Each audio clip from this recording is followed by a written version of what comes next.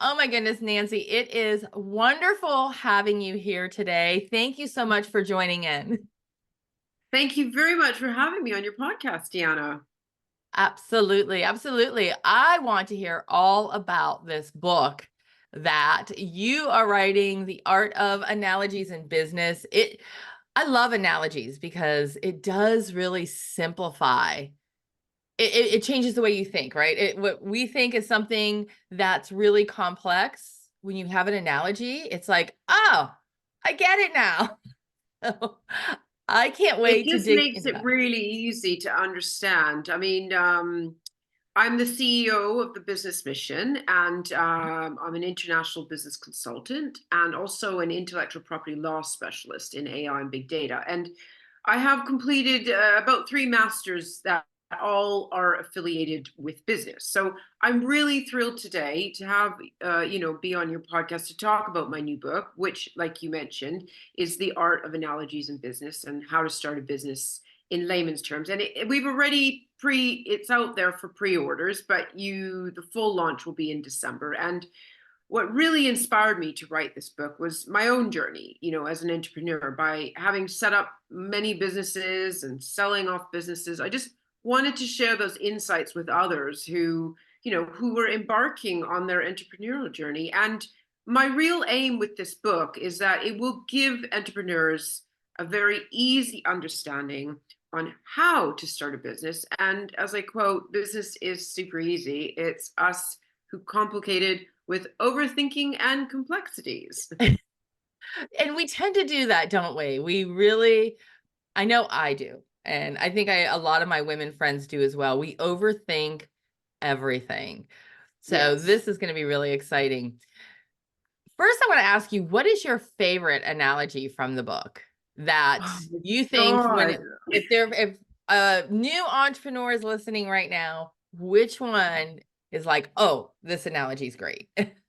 That's like asking me what my favorite pair of shoes are. Like, there's just too many. Okay. But okay, I would have to say my favorite analogy from the book is starting a business is a bit like having a child. Okay. So, when you decide you're going to start this business, you have to take into account that, you're going to be pregnant for 9 months in strategies and planning. And then when the baby comes out, it needs a birth certificate. So you need a trademark. And Oh, then you yeah. can't expect that this baby's going to walk right away. A lot of people think, I'm starting a business and in the first month it will make me millions. But, like a child, it needs that time to grow and to learn how to walk. So, realistically, we take the analogy of the child. A child doesn't really stand until it enters sort of year two. And so, that whole process before that is all about sort of getting, the baby to walk, to crawl, to Yeah. feel, a little bit comfortable with the surroundings. And then eventually, if you have taken the time to put the structure in, then the baby can stand. And at that point, it'll still fall. You'll have up Oh, and down that's good. revenue, Yeah. but, and realistically, there are some prodigy children out there who, can sort of ride a bike at 1 year old. But realistically, on average, a child by 3 years old can say some words, might be able to do a little bit housework. So it can generate a bit of revenue, but it will be up and down. And it's not until sort of year 4 or 5 where we get other key players in, like the nursery teacher or the kindergarten teacher, the music teacher. Those sort of elements come in. So I like to use that analogy quite a bit. And be prepared that you got to get up every 2 hours to feed the baby. So you can't expect it's going to be easy at the beginning. I mean, I wouldn't say easy, but if you plan it, if you know, and there's this continuous sort of routine, and sort of okay, the baby's going to cry at 2 for food and 4 for food and 6 for 2, then the process becomes much easier. Yeah, you hit so many different spots. I'm like, oh, I want to talk about that. Oh, I want to talk about this, right? But I mean, I love that you share that because I cannot tell you how many new business owners I talk to, and they really believe, and I hope that they can all, be great if everybody was able to do this, but they think as soon as they open, the floodgates will open. Like, I design websites. So I've had clients say, well, wait, I don't want to go live yet because I want to be ready. I'm like, people are not going to flood to your website as soon as it's live. Like, No. you are the one that needs to market that. You're the one that needs to drive people to the website. But in their mind, they're like, well, when I'm in business, then I'm going to be making all this money. And I love that you shared all the different steps you have to go through, because it's not that, I wish it were that easy sometimes, right? But if it were, everybody would be doing it. But it's also like, when you get to month 4, okay, of pregnancy, then you want to tell everybody, like, here's my baby, I'm pregnant, right? And that's a bit like the idea, like, you shouldn't go out and tell everybody about your idea right away. But Mm. also, you get all these people really excited about your idea. But then when you launch it, honestly, they don't want to come close to your kid for a while because it's poop and diapers and it's Yeah. like screaming at 2 a.m. in the morning and you're grumpy because you've got no sleep. So, you have to build trust, and you also have to show that this child can walk.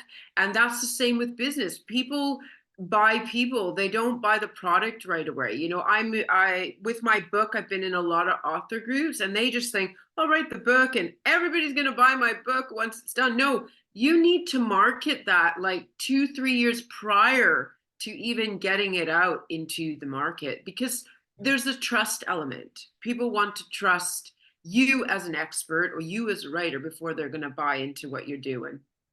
Yes, that's so true. And it is really a process. It takes a while to get people to like, know, and trust you. And, and I think people also think that family and friends will be their first and best customers. And that's not typically the case, right? So that's like assuming that your friends and family will babysit your kid when you go back to work. And right, I guess I'm making up my own analogy here with you, but that's not the case. You're very right, Deanna, because, like, okay, sometimes you can ask your mom to look after the baby, but she's got her own life. Do you know what I Right. mean? So, like, if you expect your grandparents to say, "Oh, well, I mean, most do, but some want, like, you've left the nest and you decided to have this kid, so that's your responsibility." And the same with business. It's like you decided you want to start this business idea. This is your idea, so Right. you have to get it off the ground. And there will be people that will support you. I have a handful of friends that are always following my posts or what I'm doing, and that's really sometimes it's the quality, not the quantity of people that Oh, is yes. is overflow, that is supporting your journey. But it is a Amen. very lonely journey at times, so you have to have that self motivation, that self drive, that determination. One another analogy what I use with my clients a lot when we're starting a business is I make them go buy a pot and soil and seed of a plant. And as we are building the business, I tell them, as you put effort into your business plan, you need to water the plant. And you will see the pace that the tree grows and your business grows, because that's how it works. That is a great way to like really put what you're preaching into practice, because boy, is that true. You from a seed, it takes a long time. You get that little sprout, right? But to turn into that tree, it takes years to get that strong. And that I love that practice. I love that you're doing that with your clients. Yeah, So, if you took like an apple tree, you yeah. know, the apple tree, the apples are the reward, the product, but it's not going to happen overnight. Yeah. So you have to be really patient. And there's times where, like, I don't want to do this anymore. And those are the times you go through that in order to succeed in your business. I think about my backyard, right? And I'm trying to think, how does that analogy play into it? But we have a banana tree and we have an avocado tree. And I Oh, cannot nice. wait till the season comes around and they start to grow, right? And then you see them sprouting. Like right now we have bananas, but they're not ready yet. And it's that just waiting. It's like you're watching it. You're like, oh, I can't wait till they're ready to pick. Right. And that Well, is so similar. the waiting part is still doing something. Yeah. There is a chapter in my book which is be more like bamboo, which is Oh, bamboo stays in the ground and builds roots for 8 years. That's all it does for 8 years. And after the 8 years, it shoots out 6 feet. interesting. I like that. I So like every that. plant is different. So every business is different. What you Yeah. can't do is compare yourself to one business to the other. I remember some, guy wrote to me with a proposal of an electric car, and he said he was just starting off, and he was like, "Well, look at Elon Musk," and I was like, "But that's Elon Musk. He's been going for years. Like, I appreciate your enthusiasm, but." You have to understand he's been going 20, 30 years. You're just starting off. So you're just Right. the seed where he's already the bamboo. Absolutely. And let's face it, Elon Musk has a lot of money to hire a lot of people to do a lot of research. Okay, so I have a question for you because being a business owner, we have to make a lot of decisions every day. And some of those decisions are easy, and then there's others that are really hard to decide. For example, I went through a rebrand with my business, and making that decision took me literally a year to decide that I was ready and I had the pieces in place. But it was really hard. And some decisions are really simple, right? Should I hire this company or that company? Are there any analogies that you have that you can apply to how to make better decisions, especially when you're starting out? Yes, I mean, you are faced with a lot of tough decisions in business. And you can ask yourself, like, how will my plant grow faster if I water it or I don't water it? So you can draw parallels between familiar scenarios and decisions at hand, make it really easy to come up with your options.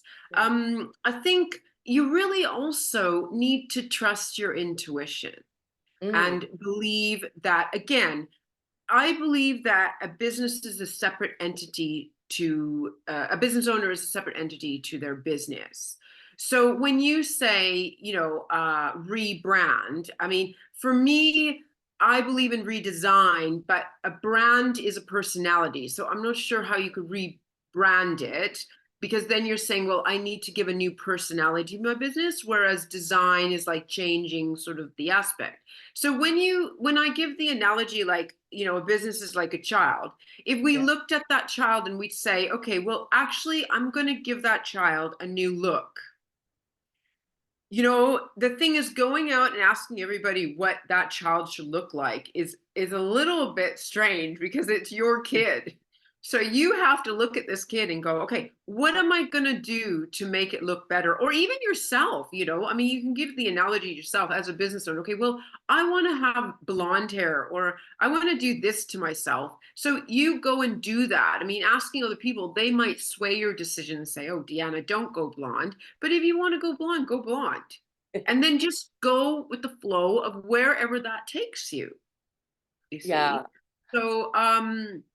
So yeah, so when you decide to redesign or improve the look of your company and maybe change the colors and so forth, then that's great. Like, just go with things, like research it, find the colors that are suitable, because each color comes with with an example of why you're using that color. But, when you decide, I'm going to change the personality of my company, then that's a whole different ball game, because you're just saying, well, now I'm going to speak Japanese instead of English, because it's a totally, I'm going to totally change me as a person. I'm going to go to another country, or, so yeah. So it's just, you just kind of, I would say, intuition. And, when I just say, how will my plant grow if I water it or I don't water it, will Right. then give you the decision of, do I change it or don't I change it, or do I just keep watering it? I mean, we can get very bored of our business sometimes, like we can get bored of a kid sometimes, and we're like, we don't want to hang Right. out with you anymore. But it's just getting over that boredom. And, it's important always to update your business and change it. I mean, I've changed my website about 5 different times, but now I'm in a place. When you start a business, it's like a child changing. So when I started the business, the logo I had those colors now, but changed. Right. Yeah, that's true, right? Your child changes, it develops, and his or her vocabulary develops and changes, personality starts to come out. And that is very similar to what your business is. I know sometimes with a business, at least this has happened to me. My business started out with one personality, but then it grew up and it completely changed to something different. My audience was different, my target, like who I was trying to target was different, and my skill set was very different from when I first started off, which explained why it matured the way that it did, just like a child. This makes so much sense. So much sense. Well, it's important to be connected and not attached to your business. So it's not avoid filling a passion. Like, again, if I give the parent, like a mother and a child or a father and a child, you're not there to have a child because you weren't an actress. Right. Okay. So you think this Yeah. child should be an actress now, but you're there to guide it and to evolve it into something, with a business that's out there to help other people. So what can you do for this business, this vessel that goes out in the world that will change lives or help lives? But if you start to say to this business, like, you've got to do, you've got to be the way I need it to be, then that's not going to grow your business. Mm, yes, very true. Very true. Now you work with a lot of individuals and you help coach them. Have you always used these analogies with your clients, or is this something you've done for the past X number of years? No, I've always. I Always? do. Okay. I'm mostly a business strategist, so I help people structure their business rather than coaching. I think everybody, I love that saying in The Wizard of Oz, where that witch says to Dorothy, "You always had it within you already," Mm, because I yeah. do think that things are in you. They might be lying dormant, but I do like when I give an analogy to somebody, and then they have that light bulb moment, and they go, oh, that totally makes sense. And that's why I wrote the book, because I just think a lot of business books out there, they're very technical and they're very difficult to understand. And if you just keep it simple and you keep it, when I do explain people an analogy, like I also use the house analogy. Like, if you're going to go build a house, you're going to do a blueprint first. And you Mm, don't need to shout to everybody, hey, I live here. People from the distance are going to see this house because it's getting bigger, like a lighthouse and a ship. So, people, they go out and they try to find clients. You don't need to do that. You just need to work silently and scarcely in your structure. As your structure builds and as the house gets taller, people will find you. I love that because I love everything that you have shared so far today, because it almost gives you permission to go slow. I think what now I'm kind of talking off the cuff here, right?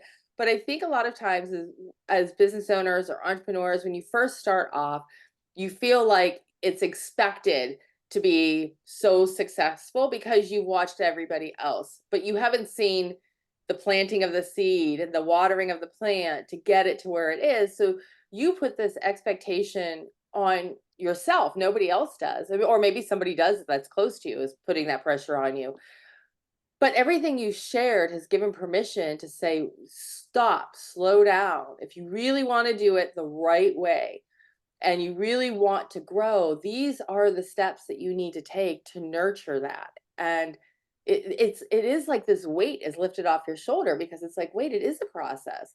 So I appreciate you sharing all that, because I know somebody's listening and really feeling beat down because they've set the expectation bar too high.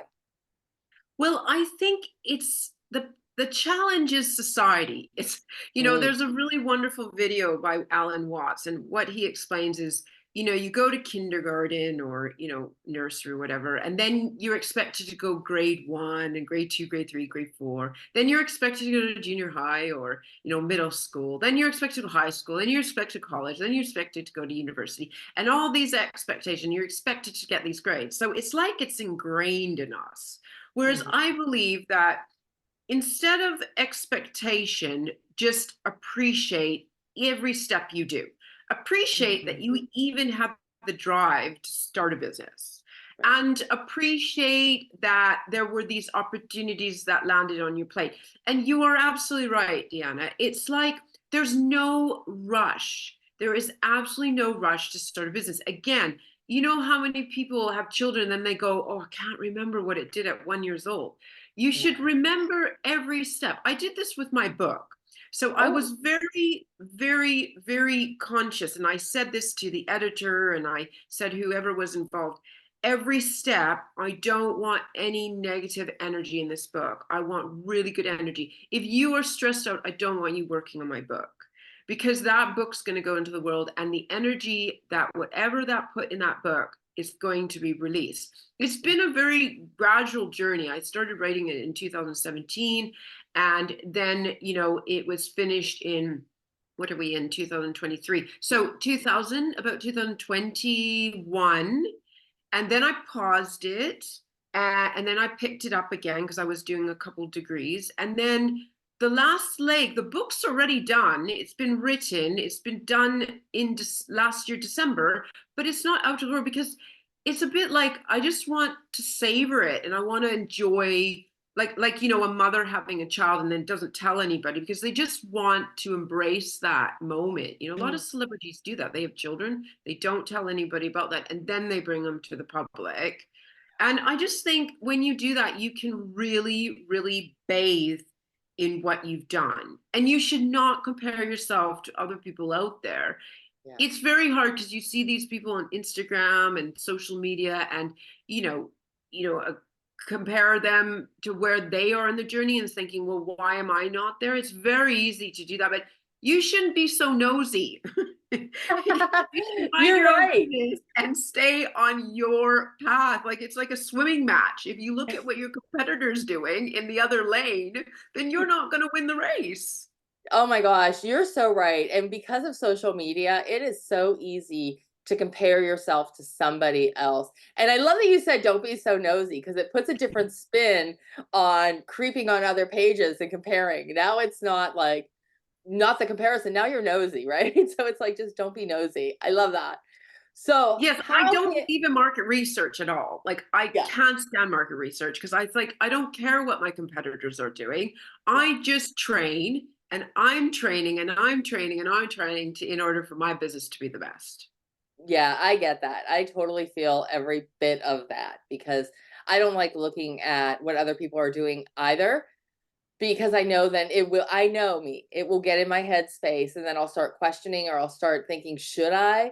And when I just do me and I move forward, and because I already know what to do, you said it earlier, it's already within you, then there's a different energy with what you're doing. So I don't look at other people's stuff either because I don't want to, because I don't want it to impact me and change who I am uh, at the core of who I am and what I do. So yeah, I agree with that. So I have a question for you. How do we get your book and when can we get our hands on it? Well, it is available for pre-order on my website. I've kept it a little bit in a discreet place on my website. It's not on Amazon. It's not on any of those platforms. Again, it's just, relishing in my space with the book. So Yeah. you could pre-order it on the website, and then it will launch in December so that it will be fully for sale as a book. It's just coming out at the paperback to begin with. Then I will record the audio because I think also in business, we tend to start a business have lots of products.